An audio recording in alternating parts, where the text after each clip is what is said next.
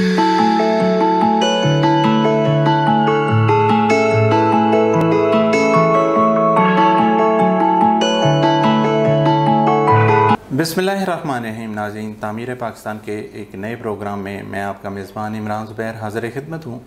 नाज़रीन, जैसा कि आप जानते हैं, हर प्रोग्राम के एक नए मौजू के साथ हम तशरीफ़ लाते हैं और आज भी हमने जो नया टॉपिक लिया है वो बेसिकली जमहूरियत के हवाले से है। जो मौजूदा कंडीशन पाकिस्तान में चल रही है, क्या ये अपने समरात दिखा रही है या आम लोगों को इसकी कोई समझ भी आ रही है कि नहीं। इस पर हमने बात करने के लिए एज यूजुअल दावत दी है डॉक्टर यूसुफ शाहिद साहब को, जो कि अदीब हैं, दानिश्वर हैं और सबसे बढ़ के उनका तारुफ जो करवाया जाए वो फ़िक्र इकबाल के जनरल सेक्रेटरी हैं। इसके साथ वो प्रोफेशनली एक डॉक्टर कंसिडर किए जाते हैं। आइए नाजरीन, उनसे बात करते हैं। जी डॉक्टर साहब, आपका बहुत शुक्रिया, आपने वक्त दिया। डॉक्टर साहब, टॉपिक मैंने एक सिंपल सा लिया है, जमहूरियत है क्या। पहले इस पर रोशनी डाल दें, फिर हम इसके हवाले से मज़ीद क्वेश्चन आपसे पूछेंगे। बिस्मिल्लाहिर्रहमानिर्रहीम। जमहूरियत जो है अपने आप में लफ्ज़ जमहूर से निकला है और जमहूर का मतलब आवाम, आम लोग हैं। ठीक है। असल में ना दुनिया में एक कशमकश हमेशा से रही है कि क्या जो है वो एक जो निज़ाम है या इख्तियार है वो ताकतवर के पास होना चाहिए या वो कोई आइडियालॉजी बेस्ड होना चाहिए। सही। और उसमें जो है दुनिया के जो तबकात हैं, एक हैव्स है, एक हैव नोट्स है। ठीक है। तो उसमें इनके दरमियान बैलेंस कैसे किया जाए। तो जमहूरियत दरअसल इसके अगर हम इर्तिका पे गौर करें तो ये हमें जो हम बहुत ज़्यादा पीछे नहीं जाते, लेकिन इसकी जो हमें इर्तिकाई जो आखिरी मराहिल हैं वो हमें कोई फ्रेंच रेवोल्यूशन और अमेरिका की वॉर ऑफ इंडिपेंडेंस के बाद नज़र आते हैं। ठीक है। अब इसके साथ अगर हम थोड़ा सा पीछे इंग्लैंड को देख लें तो मैग्ना कार्टा कोई 1250 के करीब जो, अच्छा उसमें क्या था कि बेसिकली ये था कि जो किंग्स थे, ठीक, वो सारे इख्तियारात उनके पास रखते थे। ठीक है। और कानून वो होता था जो किंग कह देता था। अब इसके ख़िलाफ़ सदियों से जो एक निज़ाम चला आ रहा था यूरोप में, मैं बता दूं कि शायद जो बदतरीन शक्ल थी इसकी, हम शायद उससे अब वाकिफ़ नहीं हैं। मैं एक छोटी सी मिसाल दे दूं कि वहाँ ज़मीन के साथ वरासत में मज़ारे भी बिकते थे। अच्छा। यानी जब ज़मीन मुंतकिल होती थी तो जो मज़ारे और उनकी फ़ैमिली थी वो मुफ्त में उस मालिक के पास चले जाते थे जो ज़मीन लेता है। ठीक है। तो ये ग़ुलामी की बदतरीन शक्ल शायद इंसानियत ने देखी नहीं थी। और बाद में इसका जब एहसास वहाँ के लोगों में होना शुरू हुआ तो पहले वहाँ लोगों ने अपने हक़ के लिए आवाज़ उठाई और सबसे पहला मुतालबा ये था कि आखिर जो आइन होता है, कानून होता है, वो सिर्फ़ गरीबों पे ही क्यों नाफिज हों। और जो उमारा हैं, जो शरफा हैं, जो वज़ारा हैं, जो किंग्स हैं, ये कवानीन से क्या बिल्कुल बालातर हैं। यानी वो किसी को कत्ल भी कर दें तो उन पे कोई मुकदमा नहीं।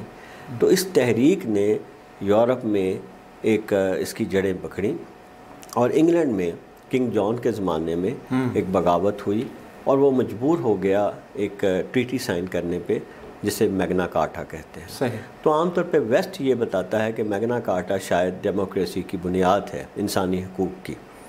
लेकिन हमें पता है कि अगर हम जानते हैं आपके खुतबा हुज्जतुल विदा जो है, अगर हम उसको देखें तो वो मैग्ना कार्टा से बहुत बड़ा और बहुत अजीम चीज़ है, जिसे हुज़ूर सल्लल्लाहु अलैहि वसल्लम ने वादी नमरा व अरफात में उस वक्त पेश कर दिया था। उसके मंदरजात देखें तो हैरत अंगेज़ हैं। तो वहाँ से खैर मैं हम इस बात को फिर लेंगे। तो मैं ये कह रहा था कि मैग्ना कार्टा के बाद ये हुआ कि ये एक जस्ट ट्रीटी साइन हुई मगर इस पे अमल नहीं हुआ। ये लेकिन जो एक हैव और हैव नोट्स का आपस में कशमकश थी, ये बढ़ती गई। और हम देखते हैं कि फ़्रांस में ख़ास तौर पे, वैसे तो हर जगह हुई, और इसमें जो है ये हो गया कि जो गरीब लोग थे वो बहुत बुरी तरह पिस गए। फ़्रांस में कुछ ऐसे हालात पैदा हो गए कि जंगों की वजह से और वहाँ कहत पड़ने की वजह से वहाँ के लोग भूख का बुरी तरह से शिकार हुए। तो उन्हें ये लगा कि इस वक्त जो है, जो हमारे उमरा क्लास है, उनको कोई परवाह नहीं है।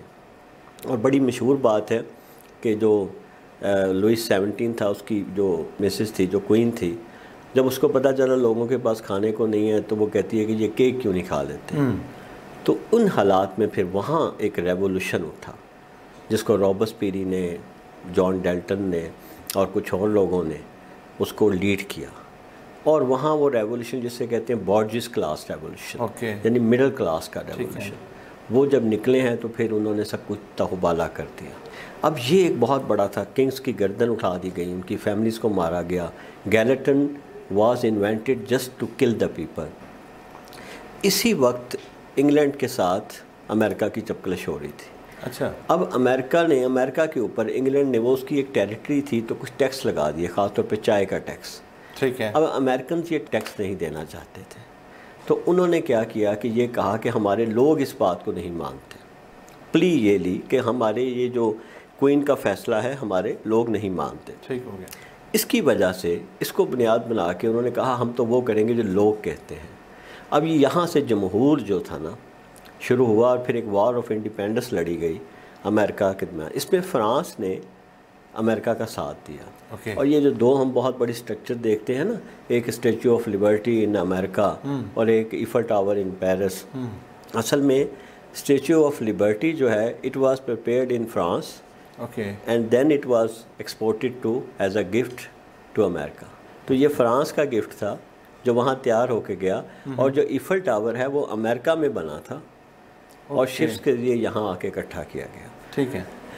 اب ان دونوں کی وجہ سے جو ہم ایک کیپٹلسٹ تھا وہ بہت پریشان ہوا، کیونکہ ان حالات میں بڑے بڑے امیروں کے، کیپٹلسٹ کے نہ صرف گھر جلائے گئے، لوٹا گیا ان کو۔ یعنی ایک طرف اس کا جو ریولوشن کی ڈارک سائڈ یہ تھی کہ جو رین آف ٹیرر ہم اگر کبھی پڑھیں اس ریولوشن کو تو اس میں کہتے ہیں کہ کئی لاکھ لوگ قتل کر دیے، صحیح، شرفا کی عزت برباد ہو گئی، جن لوگوں نے دن رات سے محنت سے بھی پیسے کمائے تھے وہ بھی ذلیل ہو گئے، وزراء نے تو ہونا ہی تھا۔ اب یہ ایک بہت بڑی وارننگ تھی for the whole Europe and industrial system, پیسے والا ہل کے رہ گیا۔ وہاں پھر یہاں ایک آواز اٹھی تھی کہ ہمارے حقوق دیے جائیں، وہاں جمہور کے نام پہ انڈیپینڈنس لی گئی، تو ایک خاص قسم کی سوچ کے اندر یہ جمہوریت اور ڈیموکریسی واز ڈیولپڈ کہ اگر یہ اپلائی کی جائے تو لوگ اس سے خوش ہو جائیں گے کہ میں اپنی مرضی سے حکومت بدل سکتے ہیں، ٹھیک ہے، اور قوانین جو ہوں گے وہ سب اس کے انڈر آئیں گے۔ اچھا ڈاکٹر صاحب، یہ تو ہوگی ہسٹری، ہم نے بتایا کہ اس کی ڈیولپمنٹ کیسے ہوئی اور آج موجودہ ہمارے پاس یہ ہے، لیکن اگر ہم عام پبلک کو اس کا جسٹ مطلب بتانا چاہیں، اس کی ڈیفینیشن بتانا چاہیں تو وہ کیا ہوگی؟ یہیں سے کہ دو چیزیں تھیں، میں نے سوری یہ بنیاد تھوڑا سا تمہیز زیادہ لمبی ہو گئی۔ ایک تھا کہ قانون سب پہ لاگو ہونا چاہیے، اور دوسرا یہ ہے کہ جمہور کی مرضی سے اگر جمہور نہیں چاہتی تو وہ اپنا حکمران بدل سکے، اس کا عمل دخل ہونا چاہیے حکومت سازی میں، جو پہلے نہیں تھا۔ ٹھیک ہے۔ اب یہ دو چیزوں کو اکٹھا کر لیں، ایک تو کون شخص حکومت سنبھالے گا اس کا فیصلہ لوگ کریں گے، ٹھیک ہے، جسے روسیہ نے larger will of the people کے نام سے کہا۔ ٹھیک ہے۔ اب یہ ڈیموکریسی کا ایک حصہ بن گیا، آپ دیکھیں الیکشن ہوتے ہیں اور دوسرا ہے قانون سب پر ایک جیسا اپلائی ہوگا۔ تو اگر ہم اس کی بنیاد لیں آئیڈیالوجیکلی تو یہ تھا، لیکن اس میں کچھ پریکٹیکلی چیزیں اور شامل ہو گئی ہیں۔ آپ نے پوچھا ہے کیا، یہ وہ ہے کہ وہاں کے انڈسٹریلسٹ میں اس میں کیپٹلزم شامل کر دیا، آزاد معیشت، فری اکانومی، فری بزنس، یہ جو چیزیں تھیں یہ اس لوگوں کا آئیڈیا نہیں تھا، لیکن یہ بعد میں اس میں ایڈ کر دیا گیا کہ یہ بھی ضروری ہے۔ اگر آپ 4-5 ڈیموکریسی کی مین دیکھیں نا نکات، تو ان میں یہ چیزیں شامل ہیں، سرمایہ دار کا تحفظ، سرمایہ کا تحفظ، آزاد اکانومی، فری اکانومی، ٹھیک ہے، یہ اس کا حصہ ہے۔ تو ڈیموکریسی جو ویسٹ سے آئی ہے اس میں یہ 3 چیزیں ایڈ ہوگی۔ بنیادی طور پہ ڈیموکریسی کا مقصد جو تھا وہ یہ تھا کہ لوگوں کی مرضی حکومت سازی میں شامل ہو اور آئین سب پر ایک جیسا اپلائی کیا جائے۔ آئین کے قانون دونوں ہی، آئین ظاہر ہے کہ قانون زیادہ کیونکہ عام آدمی پہ تو قانون لاگو ہوتا ہے، ٹھیک ہے، لیکن ایکسٹریم شکل جب آپ کے ملک کے حد پہ چلا جائے تو اس کو بھی یہ تو نہیں کہ ایک آدمی جب مرضی پکڑ کے آئین بدل دے۔ صحیح۔ تو یہ دونوں چیزوں کی حفاظت اور سینکٹیٹی جو ہے وہ سب پر یکساں لاگو ہو۔ یعنی جمہوریت کی ایک اچھی جو ہم بات کہہ سکتے ہیں، ایک ریٹن فارم میں ایک کانسٹیٹیوشن ہم بناتے ہیں اور اس کانسٹیٹیوشن کو سامنے رکھ کے ہم آگے رولز اینڈ پھر اس کے لاز جو ہے نا وہ ترتیب دیتے ہیں، اور وہ اپلائی کیا جاتا ہے پھر سب پر۔ یعنی یہ اس کی خوبی ہے۔ اچھا، اگر یہ خوبی ہے تو اپلائی کر لیں اپنے ملک کے اوپر. کہ پاکستان کی کنڈیشن کے لحاظ سے اگر دیکھا جائے تو کیا ہم کہہ سکتے ہیں کہ یہ جمہوری عمل یا جمہوریت جو ہے وہ پاکستان میں پراپرلی ہے؟ دیکھیں، ہم نے جب بات شروع کی تھی تو میں نے کہا تھا کہ دنیا میں یہ کشمکش جاری ہے کہ کیا طاقت کے ہاتھ میں یہ نظام ہونا چاہیے، پیسے اور طاقت کے، یا پھر یہ کوئی آئیڈیالوجی بیسڈ ہونا چاہیے. ٹھیک ہے. آپ کا جو بات ہے یہیں سے ہم آ رہے ہیں کہ اصل میں ڈیموکریسی بنائی تو اس لیے گئی تھی جو آپ نے کہا کہ قانون کی پابندی سب پر ہو، قانون اچھا ہو یا برا ہو. آپ کتنا بھی گندا قانون بنا دیں، کتنا بھی ظالمانہ بنا دیں، لیکن اگر وہ آپ اپلائی سب پہ یکساں کریں گے تو وہ قانون مانا بھی جائے گا. لیکن اگر اس کے طبقات ہو جائیں گے کہ یہ طبقہ قانون سے باہر ہے تو پھر وہ کتنا بھی اچھا ہو وہ قانون اچھا نہیں ہے. اور دوسری بات یہ ہے کہ کیا ہم نے اسے اپلائی کیا ہے. اب یہاں کیا ہوتا ہے کہ یہ جو ویسٹڈ انٹرسٹ رکھنے والا طبقہ ہے نا، اصل میں یہ بہت، کیونکہ اس کے پاس طاقت بھی ہوتی ہے، پیسہ بھی ہوتا ہے اور بڑا سمجھدار ہوتا ہے. یہ کرتا کیا ہے کہ کسی بھی نظام حکومت کو یہ اس طرح سے مولڈ کر دیتا ہے کہ وہ اس کے ہاتھوں میں آ جائے. ایک غلطی جو میں سمجھتا ہوں ڈیموکریسی میں جو ہوئی ہے ویسٹ کی، وہ یہ ہوئی ہے کہ یہ بیس کرتی ہے پیسے پہ. اچھا. دوسری، پلیٹو نے اس کے متعلق کہا تھا، وہ اسے ڈیموکریسی کو ڈیموگیگری کہتا تھا. وہ یہ کہتا تھا کہ یہ تو جو زیادہ اچھا لوگوں کو دھوکہ دے سکتا ہے وہ زیادہ بڑا لیڈر بن جائے گا. صحیح. اور ایک بات پلوٹو کی جب ہم بات کرتے ہیں، افلاطون، اس نے ایک اور بات کہی تھی کہ اس میں کیا ہوگا کہ ایک بھوکے ننگے آئیں گے، وہ آپ کا خزانہ لوٹیں گے، پھر وہ چلے جائیں گے، پھر دوسرے بھوکے ننگے آئیں گے، پھر وہ اپنے خاندان بنائیں گے. بات کو بیلنس کرتے ہوئے کہ جیسے آپ نے کہا کہ ڈیموکریسی کی دو بہت اچھی خوبیاں ہیں. ایک ہے کہ transition of the government is always peaceful, آپ کو کوئی لڑنا نہیں پڑتا، بھائیوں کو نہیں قتل کرنا پڑا.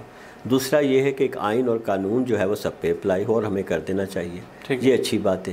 لیکن بری باتیں یہ ہوئیں کہ ہم نے اسے پیسہ ڈیپینڈنٹ کر دیا. اچھا.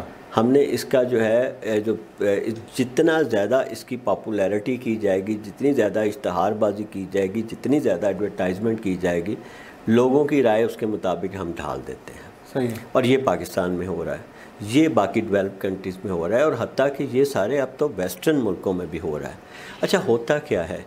دیکھنے والی بات یہ ہے کہ کیا یہ چیزیں جو ہیں اگر تو وہ پیسے کی طاقت سے نکل جائیں، اگر وہ مسلس کی طاقت سے، وردی کی طاقت سے نکل جائیں اور واقعی اپنی اسپرٹ میں آ جائیں، تو یہ بہت اچھا نظام ہے. آپ اس کی سملیرٹیز دیکھیں. اگر ہم خلفاء کا نظام دیکھیں ہمارے ہاں، تو بنیاد کیا تھی؟ قانون سب پہ لازم ہے. ٹھیک ہے. حضرت ابوبکر صدیق کا آپ پہلے فرمان سنیں کہ میں اگر تم لوگوں کو اس وقت تک ہر وہ شخص جو کمزور ہے میرے لیے طاقتور ہے جب تک کہ میں طاقتور سے اس کا حصہ نہ دلوا دوں، اور ہر طاقتور کمزور ہے جب تک کہ میں اس سے اس کا حصہ لے کے کمزور کو نہ دے دوں. اچھا، اور پھر لوگوں مجھے فالو کرو جب تک میں کتاب اللہ فالو کرتا ہوں. اچھا ڈاکٹر صاحب، آپ کی اس بات کو اگر میں کنٹینیو کروں تو اس سے تو یہ سمجھ آیا کہ اسلامک سسٹم جو ہے، یا جسے ہم اسلام کا ایک نظام کہتے ہیں، اس کے اندر یہ جمہوریت آلریڈی ایگزسٹ کرتی ہے. یعنی ہر کسی کو رولز اینڈ ریگولیشن کو فالو کرنا چاہیے اور ان کو ہر لحاظ سے امپلیمنٹ ہونا چاہیے. یہ اسلام کی خوبیوں میں ایک خوبی کا عمل یہ ہے. اچھا، ان میں بیسکلی ربط کیا بن رہا ہے؟ دیکھیں، یہ ربط ہی اصل میں ڈھونڈنا ہے. ہمارے ہاں ایک بہت بڑا ڈیلیما ہے. میں اس بات کی تمہید تھوڑی سی دے دوں. جب ہم نے یہاں سے انگریز کو نکالا تو انگریز ہمارا دشمن تھا. ٹھیک ہے. انگریز کے بنائے ہوئے لاز اچھے تھے یا برے تھے، ہمیں لفظ انگریز اور انگریزی کے ساتھ ایک طبقے کو چڑ ہو گئی اور ایک طبقہ اس کا غلام ہو گیا. اچھا، اب ہم نے یہ کیا کہ انگریز کا بنا ہوا لا ہے کہ اشارے پہ رکیں. ٹھیک ہے. ہم جب اشارہ توڑتے ہیں نا، ہم اس کو گناہ نہیں سمجھتے. ہم سمجھتے ہیں ہم نے ایک قانون توڑا ہے، اور ہمارے کہیں ذہن میں ہوتا ہے کہ یہ انگریز کا قانون ہے، اس کو توڑنے سے گناہ نہیں ہوتا. اسی لیے ہمارے ہاں جب ملک میں قوانین کی پابندی نہیں کی جاتی، کیونکہ ہم نے اس کی بنیاد اپنی روح سے نہیں لی، اپنے ضمیر سے نہیں لی، اپنے خمیر سے نہیں لی. اگر یہی اسلامی لا ہو تو اس کو توڑتے وقت یہ احساس شدت کے ساتھ ہوگا کہ گناہ اور جرم ایک چیز ہے. ٹھیک ہے. لیکن ہمارے ہاں گناہ اور جرم دو علیحدہ چیزیں کی گئی. جب کوئی لوگ جرم کر کے آتے ہیں، وہ باہر آتے ہیں تو وکٹری کا نشان بنا رہے ہوتے ہیں. تو یہ وہ ڈائلیما ہے جو ہماری قوم کے اندر آ چکا ہے. ہماری قوم کو یہ بات سمجھنی ہے. اب آپ نے جو بات کی تھی کہ دونوں میں مماثلت کیا ہے اور کیا چیز ہے، دیکھیں اسلام نے ڈیموکریسی کے لیے سب سے بڑی قربانی دی، اچھا، وہ ہے حضرت حسین کی شہادت۔ ٹھیک ہے، حضرت حسین کا کیا تھا دعویٰ؟ ایک تو یزید یہ ہے کہ وہ اس قابل نہیں ہے، اور دوسرا پاپولر لوگ اس کو ماننے کو تیار نہیں ہیں، حجاز کے لوگ اس کو اپنا خلیفہ ماننے کے تیار نہیں ہیں، اور میں حجاز کے لوگوں کو ریپرزینٹ کر رہا ہوں۔ تو جو پاپولر اسلام کا خطہ تھا، حتیٰ کہ کوفہ سے جگہ لکھا تو کوفہ کے لوگوں نے کہا کہ ہم آپ کے ساتھ ہیں۔ تو یہ حضرت حسین کے جو دعوے تھے، ایک تو یہ کہ یزید اپنی صلاحیت کے لحاظ سے مسلمانوں کو خلافت یا اس کا لیڈ کرنے کے قابل نہیں ہے، اور دوسری بات یہ کہ مسلمان اسے مانتے نہیں ہیں، ٹھیک ہے، تو اس میں ڈیموکریسی شامل ہو گئی۔ اب جو ڈیموکریسی کی باقی شرطیں ہیں کہ 18 سال کا ایک شخص جو ہے وہ ووٹ ڈال سکتا ہے، یا 15 سال کا ڈال سکتا ہے، یا وہ 22 سال کا ڈال سکتا ہے، اور اگر ہم امریکن ہسٹری دیکھیں تو پچھلی 19ویں صدی میں وہاں پہلے عورتوں کو ووٹ ڈالنے کا حق نہیں تھا، یعنی half of the population deprived تھی، اور اس کے بعد کالوں کو نہیں حق تھا، اور مارٹن لوتھر سیکنڈ جو کالوں کو ریپرزینٹ کرتا تھا، اس کی تحریک کے بعد بڑی مشکل سے کینیڈی نے جا کے، یعنی کینیڈی مینس ریسنٹ پاسٹ، 1967 کی بات کر رہے ہیں، تو اس وقت جا کے کہیں کالوں کو حق ملا۔ اور ابھی بھی وہاں اگر آپ سسٹم دیکھیں تو ایک ریاست کے پاس ووٹ زیادہ ہوتے ہیں، دوسری ریاست کے پاس کم، اچھا، یعنی جسے ٹرو میننگز میں کہتے ہیں نا ڈیموکریسی، ایکویلٹی، وہ ابھی بھی نہیں وہاں آئی۔ ٹھیک ہے، تو اگر ہم ڈیموکریسی کا سسٹم میں یہ دیکھیں کہ دو باتیں میں پھر عرض کر دوں کہ اس میں ہے قانون کی پابندی اور ایزی ٹرانزیشن۔ آپ نے 5 سال ہو گئے ہیں، اب آپ جھگڑنا شروع کر دیں گے نیکسٹ بادشاہ کون ہوگا۔ اسلامی ساری ہسٹری میں سب سے بڑی ٹریجڈی یہ ٹرانزیشن آف دا گورنمنٹ تھی اوکے، کہ کون بنے گا۔ خاص طور پہ ہندوستان میں تو ہم نے دیکھا کہ یہاں تو جب ایک بادشاہ مرتا تھا، یہ ایک ٹریڈیشن صرف مسلمانوں میں نہیں، یہ اس وقت ساری دنیا کے کنگز میں تھی کہ جو ایک بیٹا ہوتا تھا وہ اپنے سب بھائیوں باقیوں کو مار دیتا تھا تاکہ کوئی کنگشپ کا اور دعوے دار نہ رہے۔ تو ایک خونی قسم کی ہمیشہ ٹرانزیشن ہوتی تھی۔ تو جو سب سے بڑا میں کریڈٹ دیتا ہوں وہ یہ ہے ڈیموکریسی کو کہ کم از کم ایک سسٹم تو پیدا کیا نا، لیکن اس کے اندر چھپا ہوا ایک اور جس کی طرف آپ کا اشارہ ہے کہ پرابلم کہاں ہے۔ پرابلم یہ ہے کہ اس میں سرمایہ دار نے یہ کیا کہ ڈیموکریسی کے ذریعے جو بظاہر ہم اور آپ مطمئن ہو گئے، جیسے ہم نے دیکھا کہ جب بھی ایک حکومت سے کوئی بیزار ہوتا ہے لوگ اس کے خلاف آتے ہیں، اور بعد میں وہ اپنا ووٹ ڈال کے چینج کر دیں، ٹھیک، ٹھنڈے ہو کے بیٹھ جاتے ہیں۔ اب اس میں کیا ہوتا ہے کہ وہ نظام اپنی برائیوں کے ساتھ بچ جاتا ہے۔ ڈیموکریسی جب بچ گئی تو آپ نے اوور آل سسٹم کو بچا لیا۔ اب اس میں جو ذہن تھا نا اس وقت کے کیپٹلسٹ کا، وہ یہ تھا کہ یہ جو ریولوشن ہوئے ہیں نا، French revolution was a butter experience for the Europe. کبھی ہمیں ٹائم ملے گا تو ہم فرینچ ریولوشن پر ایک پروگرام کریں گے، یہ شروع کیسے ہوا، اس کے کیا اس کے اثرات ہوئے، اور بعد میں اس کے کیا افیکٹس آئے۔ لیکن وہاں کا سرمایہ دار طبقہ ہل کے رہ گیا، اس نے کہا یہ دوبارہ نہ ہو۔ اب دوبارہ نہ ہونے کے لیے ضروری ہے کہ آپ جو نظام دیں اس نظام کو تبدیل نہ کیا جا سکے، لیکن اس کے لیے یہ بھی ضروری ہے کہ عام آدمی دوبارہ اٹھے نہ۔ اس کو سیٹسفائی کیسے کیا جائے کہ آپ اس کو ایک لالی پاپ دے دیں، یا آپ کم از کم اس کا اتنا حصہ مان لیں، لالی پاپ نہ کہیں کہ تم اپنی مرضی سے جا کے ووٹ ڈالنا اور جو میجورٹی کہیں گے وہ ہم حکومت لے آئیں گے، ٹھیک ہے۔ اس کے بعد اس کا غصہ ٹھنڈا ہو گیا، لیکن ایڈ کیا کر دیا کہ اس ڈیموکریسی میں تحفظ شامل کر دیا سرمایہ دار کا اور سرمایہ کا۔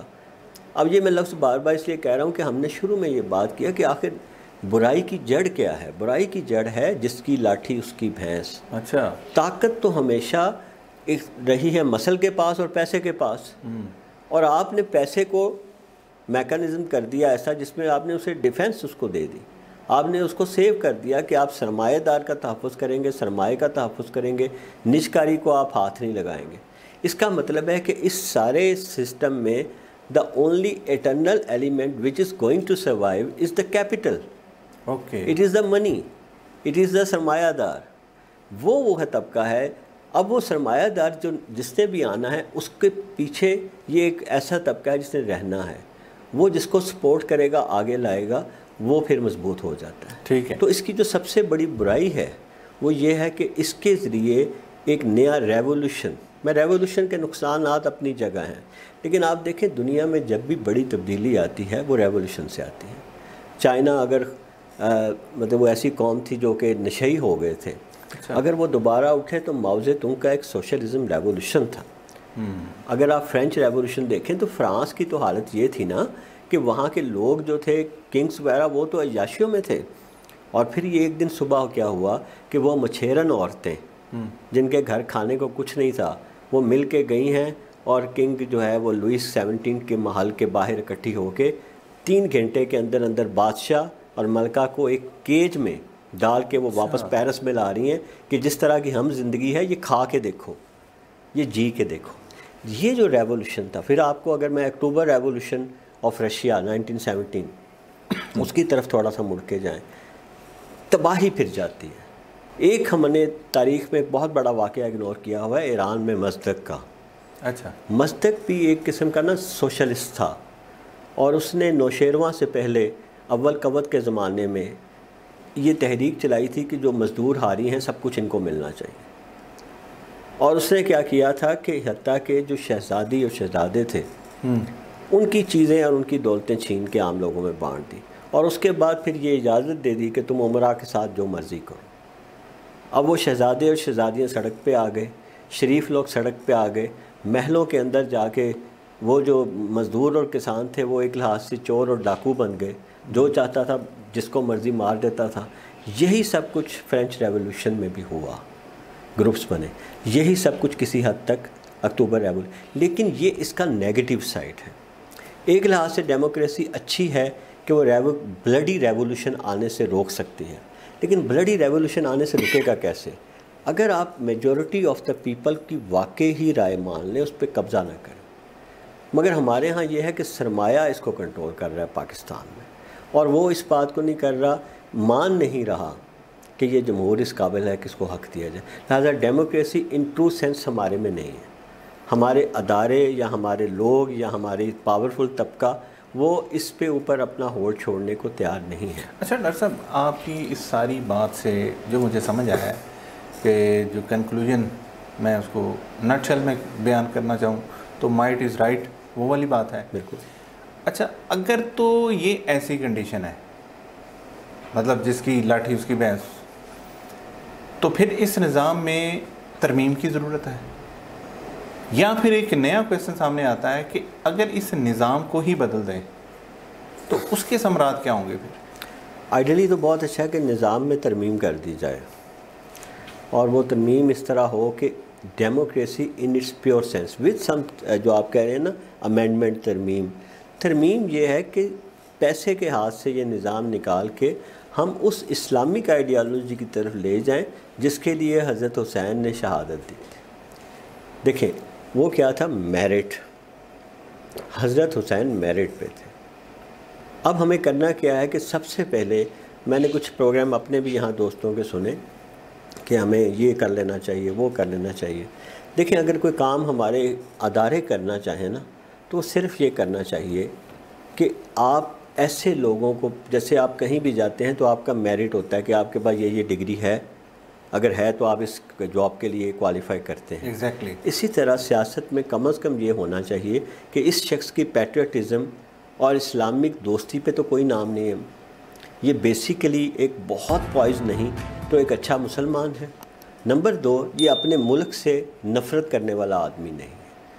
یہ ہے سیکروٹنی اور ایک ایجوکیشن لیول. آپ اس کے علاوہ ان لوگوں کو اگر اجازت دے دیں جو آج سے 15 سال پہلے پاکستان کو یا 40 سال پہلے گالیاں دے رہے تھے، جو اس ملک کو توڑنے کی بات کرتے ہیں، اور آپ کے پاس کوئی اور کرائیٹیرین نہیں، آپ کیونکہ انہی خاندانوں کو اور اسی سرمایہ دار طبقے کو رکھنا چاہتے ہیں، آپ انہیں پھر اجازت دے دیتے ہیں آنے کی.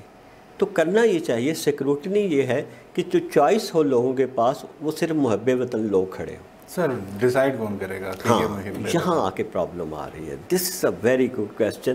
اب مصیبت یہ ہے کہ جب ان حالات میں اس طرح کے حالات کسی بھی قوم کے ساتھ پیدا کیے جاتے ہیں وہ قوم پستی رہتی ہے. اور جن حالات میں بدقسمتی سے ہم چلے گئے ہیں کہ اب ہمارا جو اللہ معاف کرے کہ ڈیزاسٹر بھی نظر آنے لگ پڑا ہے، تو ان حالات میں یہ ہوتا ہے کہ پھر یا 2 رستے ہیں. جیسے ہم نے کہا نا فیوچرز ہمیشہ پروبیبلٹیز ہوتی ہیں. صحیح. تو جو 2 اسٹرانگ پروبیبلٹی ہے وہ یہ ہے کہ ایک تو جیسے آپ نے دیکھا قربانی کے جانور کو جب ذبح کرنے لگتے ہیں ایک جانور ہے جو آگے سے ریئیکٹ کرتا ہے اور لڑتا ہے. یہ لڑنے کا جو پروسیس ہے نا، جسے ہچنسن نے بھی کہا تھا کہ قوم بننے کے لیے ضروری ہے کہ قوم کانفلکٹ سے گزرے، جیسے ٹوائن بی نے بھی کہا تھا جب تک آپ ان مصائب سے گزرو نہیں، جو علامہ اقبال نے بھی کہا تھا نا، تمانچے موج کے کھاتے تھے جو بن کر گوہر نکلے.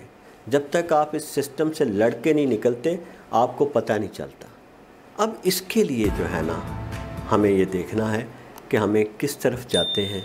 اگر تو ہم خدا نہ خواستہ یہ قوم بننے کے پروسیس پورا نہیں ہوتا، پھر تو یہ ہے کہ ہم لوگ تباہی کی طرف جا رہے ہیں. اچھا. اور دوسرا یہ ہے کہ یہ طبقہ اب اگر اس کا بدلنے کا راستہ کیا ہوتا ہے آخر کار، اگر آپ ڈیموکریسی کا دا گولڈن رول آف ڈیموکریسی کہ اگر لوگوں کی ول ایک طرف ہو گئی ہے تو آپ اس کو 2/3 میجورٹی کے ساتھ آئین ایک قانون بدل سکتے ہیں. اچھا ڈاکٹر صاحب، یا کم از کم نظام تھوڑا بہت آپ چینج کر سکتے ہیں. اس میں چیز ایڈ کر دیتا ہوں. دیکھیں، اگر پاکستان کے حوالے سے سوچا جائے، ایجوکیشن لیول تو ہے نہیں ہمارا، یعنی یوں کہہ لیں کہ ہم پڑھے لکھے 60% کہہ رہے ہیں کہ پڑھے لکھے ہیں، وہ جو اپنا نام لکھ سکتے ہیں، یا اگر ایگزیکٹ پڑھے لکھے دیکھیں تو وہ تو بہت تھوڑے ہیں. ان کا سوچنے کا عمل، ان کا جو طریقہ ہے وہ باقیوں سے تو مختلف ہوگا. اگر ہم سلیکشن کرتے ہیں اوورال پبلک کے حساب سے کہ سارے ووٹ ڈالیں، تو پھر سمجھ کے مطابق ہی ووٹ ڈالیں نا. اصل میں نا یہ ایک پروسیس ہے فارمیشن آف نیشن، قومیت کی یا قوم کی تشکیل سازی.